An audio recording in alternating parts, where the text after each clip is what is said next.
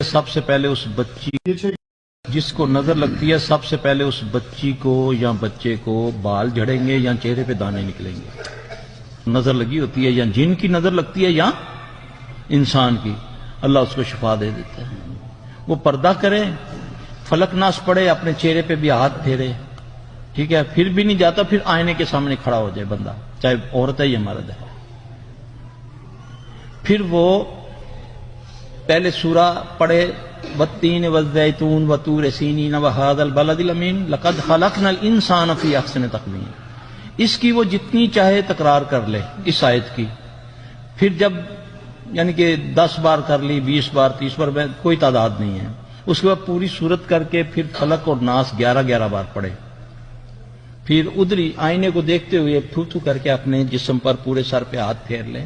اللہ پاک اس کے یہ بالوں کی بیماری, دانے شانے ٹھیک ہو جائیں گے انشاءاللہ العزیز. وہ پردہ کرے.